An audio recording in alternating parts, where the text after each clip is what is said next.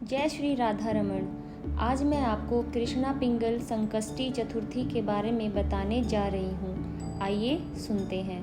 कृष्णा पिंगल संकष्टी चतुर्थी के दिन भगवान गणेश के गजानन एक दंत रूप की पूजा अर्चना की जाती है। मान्यता है कि भगवान गणेश अपने भक्तों के सभी प्रकार के विघ्न, संकट और क्लेश को दूर करते हैं। इसीलिए ही संकष्टी चतुर्थी के दिन सभी प्रकार के विघ्न और संकटों से मुक्ति पाने के लिए भगवान गणेश जी की पूजा और व्रत रखा जाता है। आषाढ़ महीने के कृष्ण पक्ष की चतुर्थी तिथि को कृष्णा पिंगल संकष्टी चतुर्थी के नाम से जाना जाता है। यह भगवान गणेश को समर्पित होती है। इसीलिए इस दिन भगवान गणेश की कृपा पाने के लिए उनकी पूजा अर्चना की जाती है और व्रत भी रखा जाता है।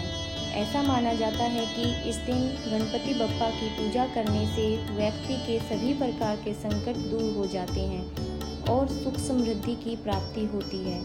कृष्णा पिंगल संकष्टी चतुर्थी जून 2024 में कब पड़ने वाली है, इसके बारे में जान लेते हैं। पंचांग के अनुसार इस साल आषाढ़ माह के कृष्ण पक्ष की चतुर्थी तिथि मंगलवार को पड़ रही है। इसीलिए कृष्णा पिंगल संकष्टी 25 जून 2024 को मनाई जाएगी। आइए अब कृष्णा पिंगल संकष्टी चतुर्थी 2024 का शुभ मुहूर्त जान लेते हैं। आषाढ़ माह के कृष्ण पक्ष की चतुर्थी तिथि 25 जून 2024 को प्रातः 1:23 से आरंभ होगी और रात 11:10 पर इसका समापन होगा।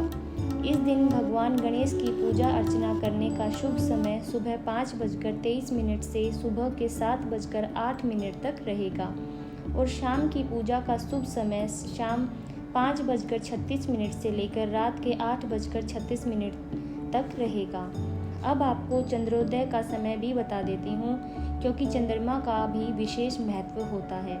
धार्मिक मान्यताओं के अनुसार संकष्टी चतुर्थी के व्रत में चंद्रदेव की भी पूजा का बड़ा महत्व माना जाता है।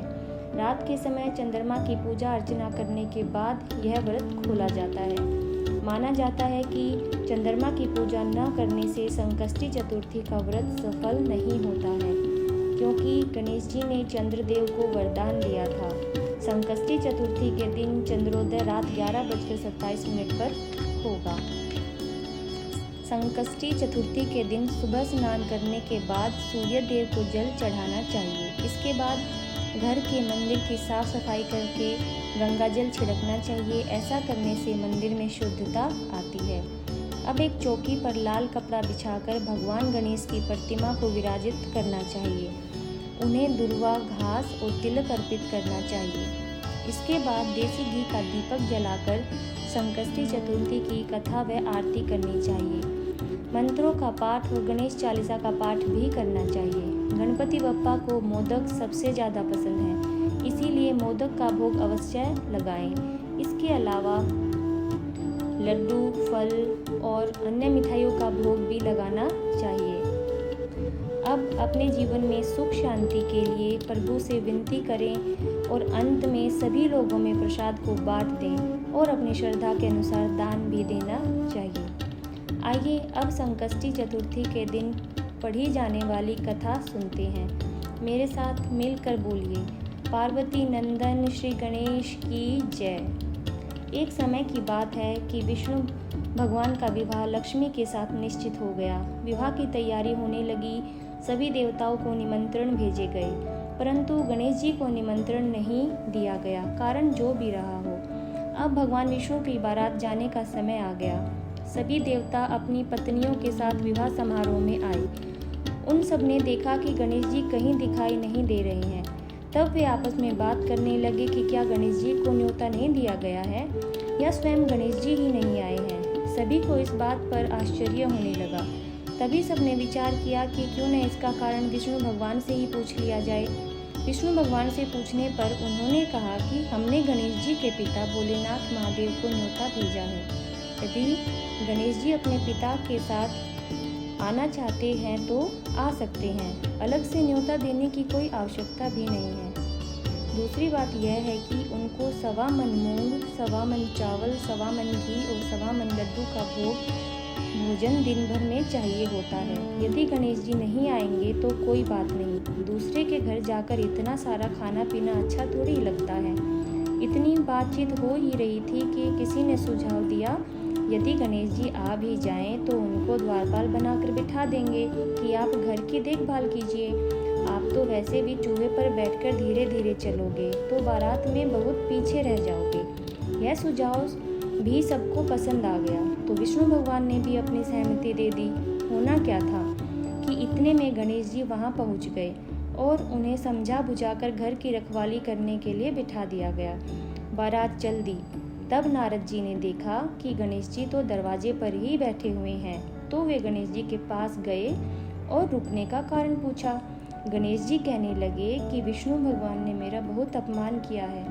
नारद जी ने कहा कि आप अपनी मूषक सेना को आगे भेज दें तो वह रास्ता खोद देगी, जिससे उनके वाहन धरती में धंस जाएंगे। तब आपको सम्मान पूर्वक बुलाना ही पड़ेगा। अब तो गणेश जी ने अपनी मूषक सेना जल्दी से आगे भेज दी और सेना ने जमीन खोखली कर दी। जब बारात वहां से निकली तो रथों के पहिए धरती में धंस गए। लाख कोशिशें करने पर भी पहिए बाहर नहीं निकले। सभी ने अपने अपने उपाय किए, परंतु पहिए तो टस से मस नहीं हुए, बल्कि जगह जगह से टूट गए। किसी की समझ में नहीं आ रहा था कि अब क्या किया जाए। तब तो नारद जी ने कहा, आप लोगों ने गणेश जी का अपमान करके अच्छा नहीं किया।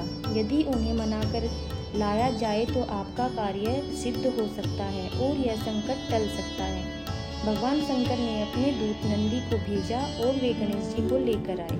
गणेश जी का आदर सम्मान के साथ पूजन किया गया। तब कहीं रथ के पहिए निकले।